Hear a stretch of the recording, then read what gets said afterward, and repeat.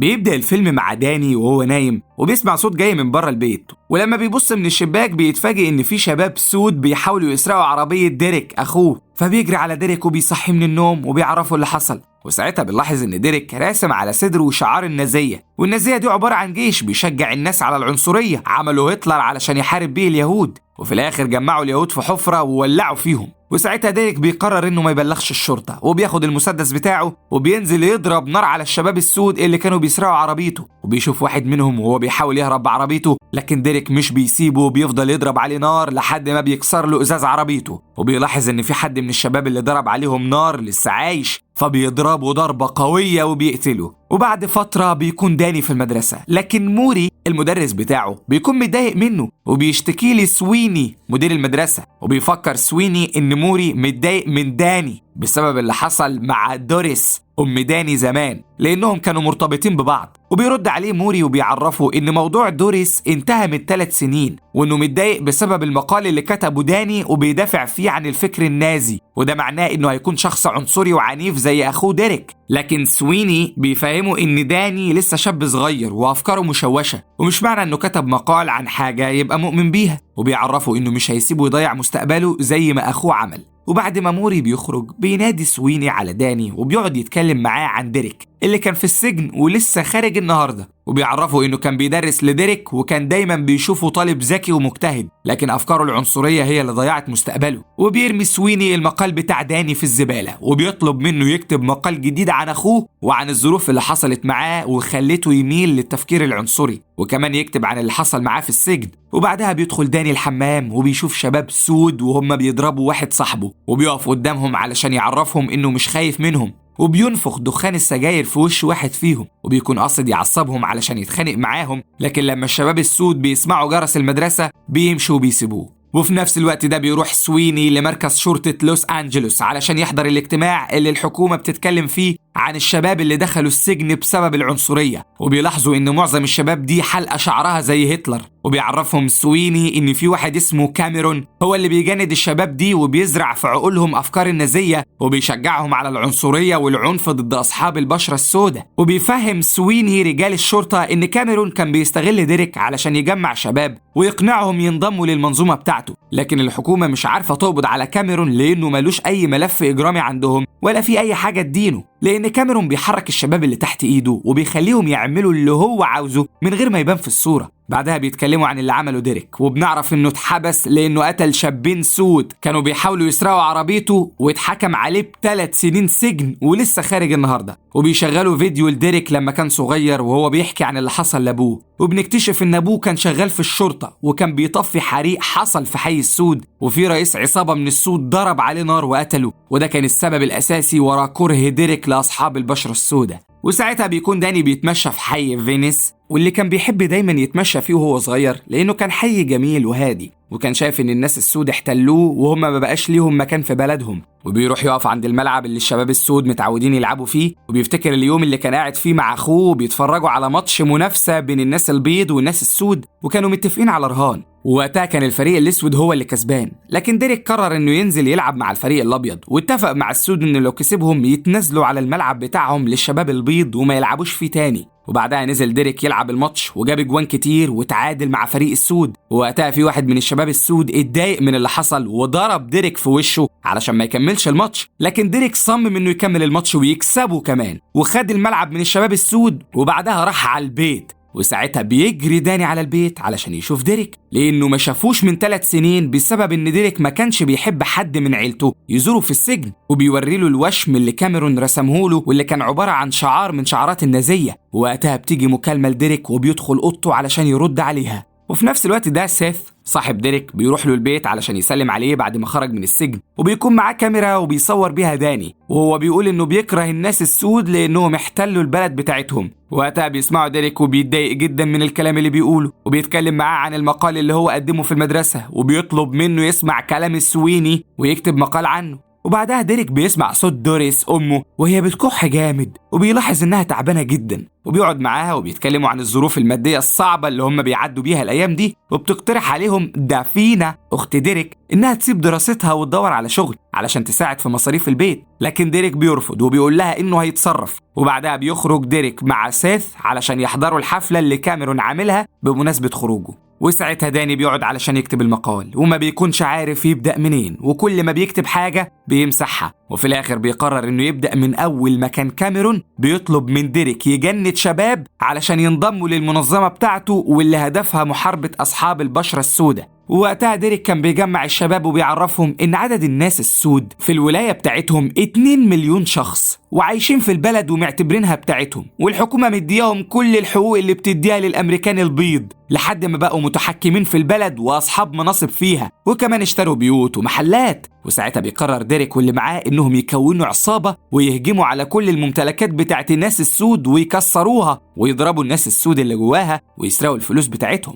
لأنهم كانوا شايفين إن الفلوس دي من حقهم هم. وساعتها بيكمل داني كتابة المقال وبيتكلم عن الفترة اللي كانت دوريس فيها مرتبطة بموري، لكن ديريك ما كانش بيحبه لأنه يهودي. وفي يوم كانوا قاعدين بيتغدوا سوا وبيتكلموا عن الحوادث اللي بتحصل لأصحاب البشرة السوداء، وما كانوش يعرفوا إن ديريك واحد من الشباب اللي بيعملوا كده في الناس السود. ووقتها العيلة كلها كانت متعاطفة جدا مع الناس السود، لكن ديريك بيهاجمهم وبيعرفهم إن الناس السود يستحقوا اللي بيحصل فيهم. ولما دافينا بتحاول تفهمه ان اللي بيحصل مع السود ده عنصرية، بيقوم ديريك يضربها وبيشدها من شعرها. ووقتها عيلة ديريك بيتصدموا بسبب اللي عمله لانه عمره ما ضرب اخته قبل كده، لكن ديريك ما اهتمش بيهم وطرد موري من البيت ووراله شعار النازية اللي هو رسمه على صدره علشان يفكروا باللي هتلر عمله فيهم. وبيتخانق مع دوريس لانها بتحب موري وهو يهودي، ووقتها دوريس خرجت ورا موري علشان تعتذر له على اللي حصل، لكن موري بيقرر انه يسيبها وينهي علاقته بيها وبيودعها وبيمشي. وبعدها بتدخل دوريس البيت وبتكون متضايقة جدا من اللي حصل، وبتطلب من ديريك يسيب البيت ويشوف مكان تاني يقعد فيه لانها مش عاوزة تشوفه. وبيوافق ديريك وبيعرفها انه هيسيب البيت الصبح. وفي نفس اليوم بالليل ديريك قتل الشباب السود اللي كانوا بيسرقوا عربيته، ولما لاحظ ان في واحد منهم لسه عايش شده على الرصيف وضربه ضربة قوية وقتله. وبعدها الشرطة وصلت وقبضت عليه وكان هيتحكم عليه بالسجن المؤبد، لكن شهادة داني هي اللي غيرت الحكم وخلته 3 سنين لانه شهد ان الشباب دول كانوا بيسرقوا عربيته، فتحولت القضية من قتل عمد لقتل خطأ.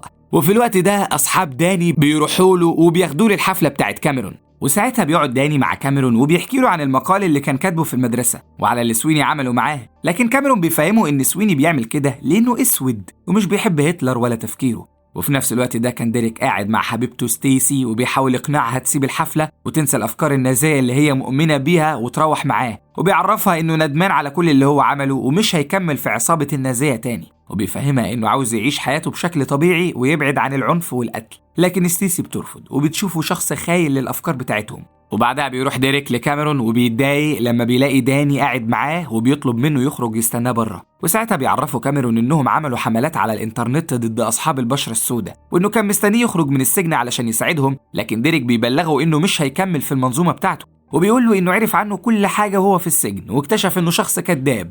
وساعتها بنفهم ان كاميرون كان مفهم الشباب انه اتحبس علشان بيدافع عن المنظومة بتاعته، لكن الحقيقة انه دفع فلوس لشباب علشان يشيل مكانه القضية ويتحبس مكانه. وبيطلب ديريك من كاميرون انه يبعد عنه هو واخوه، لكن كاميرون بيفهمه ان داني هو اللي هيروح له وهيترجاه ينضم للمنظومة بتاعتهم. وبيتعصب ديريك من كلامه جدا وبيضربه وبيوقعه على الارض وبيفقد كاميرون الوعي. وبعدها بيحاول ديريك يخرج من المكان من غير ما حد يحس بيه، لكن ستيسي بتنادي عليه وبتعرف كل اللي موجودين انه شخص خاين. وساعتها بيعرف سيث اللي حصل لكاميرون وبيصوب المسدس على ديريك، لكن ديريك بياخد منه المسدس وبيصوبه على كل اللي موجودين علشان يسيبه يمشي. وفي نفس الوقت داني بيتضايق جدا من اللي ديريك عمله وبيروح يتخانق معاه وما بيبقاش فاهم هو ليه اتنازل عن الافكار اللي كان مؤمن بيها. وساعتها بيقرر ديريك يحكي له عن اللي حصل معاه في السجن، وبيعرفه انه من اول يوم وهو ما كانش مستحمل حياته في السجن وما كانش مستوعب هو ازاي هيعرف يعيش جوه 3 سنين. فبيقرر انه يكشف عن شخصيته والافكار اللي مؤمن بيها، وبيقلع التيشيرت بتاعه علشان شعار النازية اللي رسمه يبان، وبيروح يلعب جيم. وكان ديريك بيعمل كده علشان يلاقي حد مؤمن بنفس افكاره ويبقوا اصحاب. وساعتها في مجموعة شباب مؤمنين بالنازية خدوا بالهم من الشعار اللي رسمه واتعرفوا عليه وبقوا أصحاب جدا. لكن شغله في السجن كان مع شاب أسود اسمه لورانس. وقتها لورانس كان بيحاول إنه يقرب من ديريك وكان بيتكلم معاه كتير، لكن ديريك ما كانش بيرد عليه. وبعد فترة من وجود ديريك في السجن بيلاحظ إن في واحد من الشباب النازيين اسمه ميتش بيتعامل مع واحد مكسيكي وبيشتري منهم مخدرات، فبيتضايق جدا منه وبيقرر يبعد عنهم. وتاني يوم بتروح دوريس السجن علشان تشوف ديريك، لكن ديريك اتضايق جدا منها لأنه ما كانش حابب حد من عيلته يشوفه جوه السجن. وقتها دوريس عرفته إنها خايفة على داني لأنه بقى مؤمن بنفس أفكار ديريك وبيقابل كاميرون كتير. وساعتها ديريك راح يشتغل وهو متضايق جدا، لكن لورنس فضل يتكلم معاه ويتريق على طريقة كلامه علشان يضحكه. وقتها بدأوا يبقوا صحاب ويقربوا من بعض. وبيحكي لورنس لديريك إنه دخل السجن لأنه سرق تلفزيون من محل وطلع يجري، وصاحب المحل فضل يجري وراه لحد ما خبط في ضابط شرطة ومسكه. وقتها التلفزيون وقع على رجل الضابط وكسرها له، والشرطة افتكرت إنه كان قاصد يعمل كده وحكموا عليه ب6 سنين. ومع الوقت ديريك ولورنس بقوا أصحاب جدا وقريبين من بعض وبيقضوا وقت طويل سوا وهم مبسوطين وبيضحكوا. وساعتها الشباب النازيين لاحظوا ده واتضايقوا جدا من ديريك وشافوه شخص خاين، وفضلوا مستنينه لحد ما بقى لوحده في الحمام وهجموا عليه وضربوه. وبعدها اتنقل ديريك للمستشفى، وساعتها سويني راح زاره واداله كتاب علشان يقرأ فيه وهو في السجن. وبيتكلم معاه ديريك وبيعرفه انه تايه ومش عارف يميز الصح من الغلط، وبيطلب منه يساعده ويكتب تقرير كويس عنه لانهم هيعيدوا النظر في القضية بتاعته بعد 4 شهور. وبيوعده انه هيبعد عن التفكير النازي، وبيطمنه سويني وبيعرفه انه دايما بيقدم تقارير كويسة عنه، وبيطلب منه يفكر في كل الحاجات اللي كان بيعملها علشان يقدر يميز الصح من الغلط. وبعد فترة بيرجع ديريك السجن وبيروح علشان ياكل، والشباب النازيين بيشوفوه وهو ماشي تعبان وبيفضلوا يضحكوا عليه وبيشاوروا له علشان يروح يقعد جنبهم، لكن ديريك مش بيهتم بيهم وبيروح يقعد لوحده. وقتها لورنس اتضايق من ديريك وكان خايف عليه من الشباب النازيين وطلب منه ما يعملش عداء معاهم علشان ما يعملوش معاه مشكلة تاني، لكن ديريك ما كانش فارق معاه وبيقرر انه يعيش حياته بشكل طبيعي. وبيقعد يقرأ في الكتاب اللي سويني اداهوله، وبيكون دايما قلقان لانه كان حاسس ان الشباب النازيين هيقتلوه في اي وقت، وفضل عايش قلقان لحد ما جه ميعاد خروجه من السجن. وساعتها بيروح ديريك يسلم على لورنس وبيودعه وبيعرفه انه هو ليه فضل كبير عليه في تغيير حياته. وبعد ما داني بيعرف كل اللي حصل لديريك بيعتذر له على الحاجات اللي عاشها في السجن، لكن ديريك بيفهمه ان الحاجات دي كانت السبب في انه يعرف الصح من الغلط ويندم على الجرائم البشعة اللي كان بيعملها في حق اصحاب البشرة السوداء. وبعدها ديريك وداني بيروحوا البيت وبيشيلوا كل اعلام وصور وشعارات النازية اللي كانوا معلقينها في اوضتهم، وبيقرروا يبدأوا حياتهم من جديد وينسوا الأفكار العنصرية. وساعتها بيقعد داني يكمل كتابة المقال بتاعه وبيكتب فيه إن معظم الناس كانت فاكرة إن ديريك بقى بيكره الناس السود بعد ما واحد منهم قتل أبوه، لكن الحقيقة إنه اتعلم العنصرية من أبوه اللي كان بيكره الناس السود، وكان بيكره سويني لأنه أسود. ولما شاف ديريك بيتكلم عنه بشكل كويس وفخور بيه اتضايق لأن أبوه كان مفهمه إن الناس السود احتلوا البلد بتاعتهم وتعينوا في الوظائف اللي المفروض إنها بتاعت الأمريكان البيض، وكان شايف إن الناس السود ملهمش أي تاريخ وعايشين عالة على المجتمع. وتاني يوم بنشوف ديريك بيجهز نفسه علشان يرجع لشغله القديم، وبيعتذر لدوريس على كل الحاجات اللي عملها، وبياخد داني معاه علشان يوصلوا المدرسة قبل ما يروح الشغل، وبيدخلوا كافيه سوا علشان يشربوا قهوة. وساعتها سويني ورجال الشرطة بيدخلوا عليه وبيعرفوه إن كاميرون دخل العناية المركزة لأن في حد ضربه، وبيطلبوا منه يساعدهم في إنهم يتكلموا مع الشباب النازيين علشان يحاولوا يغيروا أفكارهم اللي هم مؤمنين بيها، لكن ديريك بيرفض. وقتها سويني بياخده على جنب علشان يعرف يتكلم معاه وبيفهمه إنه كان السبب في إقناع الشباب دي إنها تنضم للفكر النازي ولازم يصلح غلطته اللي هو عملها. وساعتها بيوافق ديريك وبيعرفهم إنه هيوصل داني المدرسة وبعدين يروح لهم. ووقتها ديريك بيحكي لداني إنه شاف عربية بتلف حوالين البيت بالليل، وبيعرفوا إنهم مجموعة من الشباب السود وعاوزين ياخدوا حقهم منه، وبيطلب من داني ياخد باله من نفسه وبيودعه وبيمشي. وساعتها ديريك بيشوف العربية اللي شافها بتلف حوالين البيت بتاعه بالليل رايحة في اتجاه المدرسة، فبيقلق جدا وبيرجع علشان يطمن على داني. وفي نفس الوقت ده في شاب من أصحاب البشرة السوداء بيدخل على داني الحمام وبيصوب عليه المسدس وبيضربه بالنار وبيقتله، وبيدخل عليه ديريك وبينهار لما بيشوفه مقتول وبيحضنه وبيفضل يعيط. وساعتها ديريك بيفهم إن العنصرية هي السبب في موت أخوه وسبب الكراهية اللي بين البشر، وبيفهم كمان إن الفرق بين أصحاب البشرة السوداء والبيضة هو اللون بس، وإنهم المفروض يكونوا أصدقاء مش أعداء. وانتهى فيلمنا، ويا رب يكون عجبكم، واللي حابب يتابعنا ويشوف بقية الأفلام يشترك ويفعل الجرس. وما تنسوش تشتركوا في قناتنا التانية فيلم في المريخ بلس، علشان هتلاقوا عليها افلام من الاخر جاية من المريخ عليك على طول. هسيب لكم اللينك بتاعها تحت في الديسكريبشن، اشترك وسيب الباقي علينا.